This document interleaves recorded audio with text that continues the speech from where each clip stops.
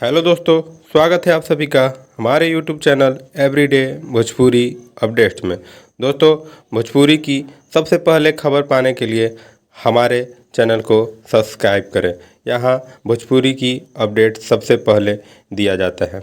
जी हाँ दोस्तों, हम बात करने वाले हैं पावर स्टार पवन सिंह की रिलीज हुई रिसेंटली एल्बम सॉन्ग धनिया ए जान का।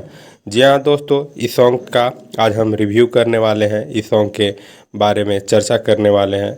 जी हाँ दोस्तों, बात की जाए इस सॉन्ग की तो इसमें singer power star Pawan Singh और इनके साथ डुएट की हैं शिल्पी राज। लिरिक्स की बात की जाए तो लिरिक्स है विजय चौहान का, म्यूजिक विकास यादव का है। जी हाँ दोस्तों, सॉन्ग काफ़ी शानदार रहा।